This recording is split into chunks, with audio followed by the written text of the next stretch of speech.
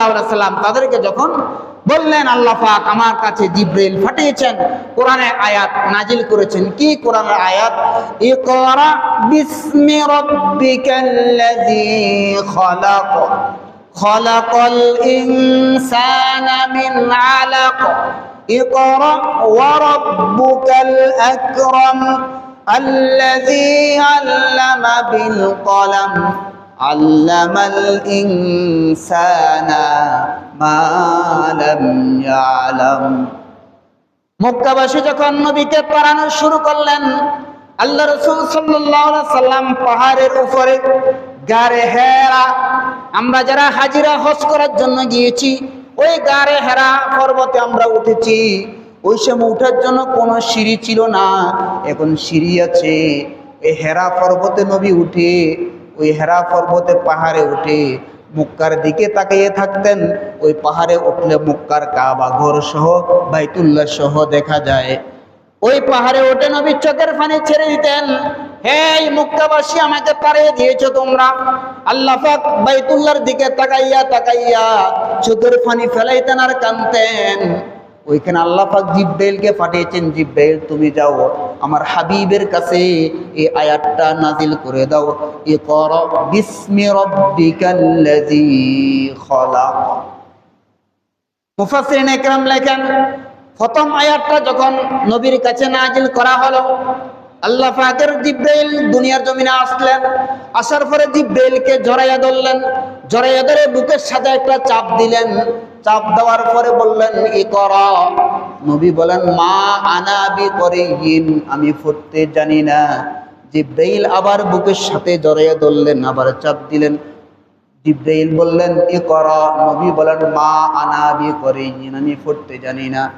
জিবরাইল আবার জড়িয়ে ধরলেন, জড়িয়ে ধরে আবার বুকের সাথে চাপ দিলেন, চাপ দিয়ে বলেন ইকরা। নবী বলেন মা আনা বিকরিয়িন, আমি পড়তে জানি না।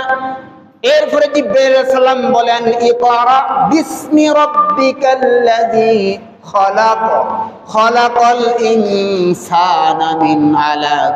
জিবরাইল যখন বিসমিল্লাহর কথা বললেন, ইকরা বিসমি রাব্বিকাল্লাযী খালাক, তুমি পড়ো তোমার প্রভুর নামে। কার নামে?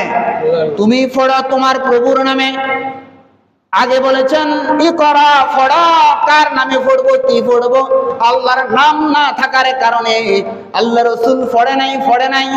কারণ এই পড়ার সাথে আল্লাহর সাথে সম্পর্ক নাই। সম্পর্ক না থাকার কারণে জিবরাইল তৃতীয়বার যখন বললেন ইকরা বিসমি রাব্বিকাল্লাযী খালাক, হে নবী আপনি পড়েন আপনার প্রভুর নামে। যখন বললেন আপনি পড়েন আপনার প্রভুর নামে, তখন জিবরাইল বলার সাথে সাথে আল্লাহ রাসূলের জবান মুবারক থেকে অটোমেটিকলি বাইর হওয়া শুরু হয়ে গেল ইকরা বিসমি রাব্বিকাল্লাযী খালাক খালাকাল ইনসানা মিন আলাক ইকরা ওয়া রাব্বুকাল আকরাম الذي علم بالقلم علم الإنسان ما لم يعلم।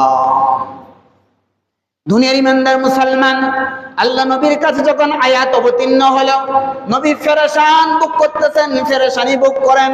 তো কেন? এই কারণে ওই সময় লিখার কোনো কাগজ ছিল না। নবী তো লেখার জন্য সেই ধারণ ক্ষমতা নবীকে দেওয়া হয় নাই, সাহাবীরও কাছে ছিল না। যার কারণে জিবরাইল বলেছেন মুখে মুখে মুখস্থ করেছেন। আল্লাহ রাসূল সাল্লাল্লাহু আলাইহি সাল্লাম যখন বারবার মাস্ক করতেছেন, মাস্ক মানে বারবার উচ্চারণ করা, বারবার পড়া, মাস্ক আরবি শব্দ। বারবার যখন মাস্ক করতেছেন, নবীর শরীরে জ্বর চলে আসছে। কি আসছে? নবীর শরীরে জ্বর চলে আসছে। আল্লাহ পাক আসমান থেকে নবীকে বলেন ও আল্লাহ রাসূল, আপনি এতবার মাস্ক করতে করতে আপনি ক্লান্ত হয়ে গেছেন, আপনি পেরেশানি বুক করতেছেন, আপনি অসুস্থ হয়ে গেছেন। কারণ কি?